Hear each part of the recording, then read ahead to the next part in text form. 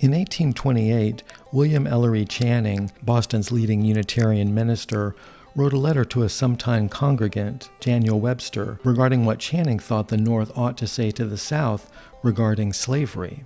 "We consider slavery as your calamity, not your crime, and we will share with you the burden of putting an end to it. We will consent that the public lands in the West shall be appropriated to this object, or that the general government shall be clothed with the power to apply a portion of revenue to it. We must first let the Southern states see that we are their friends in this affair, that we sympathize with them, and from principles of patriotism and philanthropy are willing to share the toil and expense of abolishing slavery, or I feel our interference will avail nothing."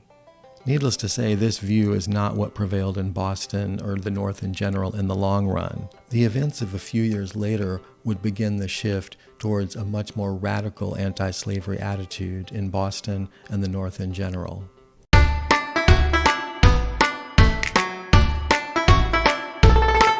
This passage from historian Thomas H. O'Connor gives us the view from elite Boston in 1831. His Honor, Harrison Gray Otis, mayor of the city of Boston, did not understand it at all. On his desk were explosive letters from the governor of Virginia and the governor of Georgia, demanding that he take action against some incendiary newspaper published in Boston that was being circulated among the plantations, inciting the black people to riot and revolt. Nat Turner's abortive uprising in August 1831 had recently struck terror into the heart of the entire South, and many Southern leaders blamed the Liberator for inciting the Negro Rebellion. Although there was no evidence that either Turner or his associates had ever seen the paper, the South demanded an end to such outrageous publications.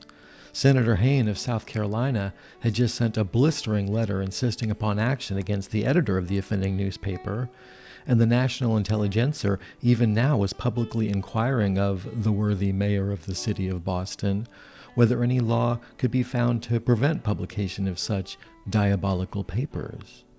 Mayor Otis was at a complete loss.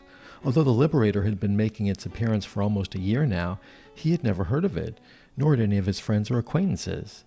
Obviously, however, this was a matter that must be looked into, and the mayor ordered an investigation of the offending publication.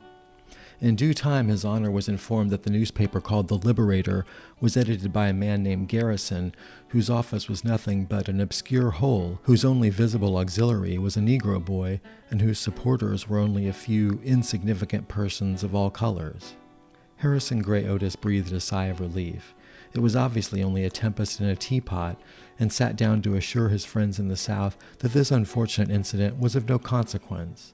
This new fanaticism, he wrote, had no influence whatsoever among persons of consequence in the Bay State, nor was it likely, he emphasized, to make proselytes among the respectable classes of our people.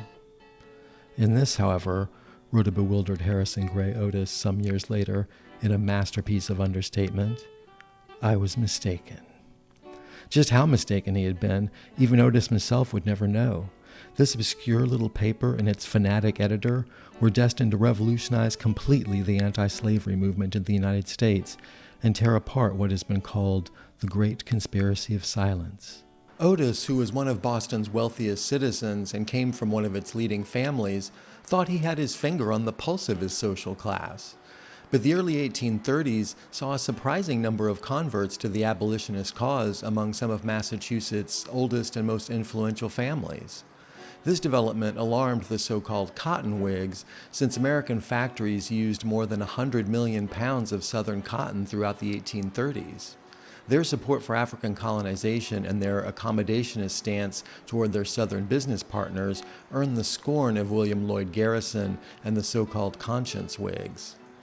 But O'Connor wrote that by 1854, even the Cotton Whigs were losing patience with the South over the Kansas-Nebraska bill, which to their dismay reopened the issue of slavery in the territories. These men of standing and property believed that they had shown their good faith by their support for the institution of slavery where it was sanctioned by the Constitution and by their accepting the fugitive slave law in order to placate the South and preserve the peace. They expected that the South, in return, had guaranteed that the territories would remain free. Convinced that the Compromise of 1850 had unequivocally decided the future of the West and had ended the matter once and for all, Boston merchants and businessmen now felt cheated and ridiculed by what they considered to be the machinations of a cheap demagogue. Now the Cotton Whigs renounced their support of the Fugitive Slave Act and used their influence and wealth to champion the cause of Anthony Burns, an African American seized as a fugitive slave. "We went to bed one night, old-fashioned, conservative, compromise, Union Whigs, and waked up stark, mad abolitionists," wrote the mill owner and philanthropist Amos A. Lawrence. Burns ultimately lost his case, but since the founding of the Liberator, along with a number of Southern political missteps, the Boston elite's stance toward the South had shifted from a conciliatory posture to one much more confrontational. Channing the Unitarian had called for solving the slavery question through friendship with the South. By 1859, two Unitarian ministers, Theodore Parker and Thomas Wentworth Higginson, were among the Secret Six who funded John Brown's failed attempt to foment a slave insurrection at Harper's Ferry.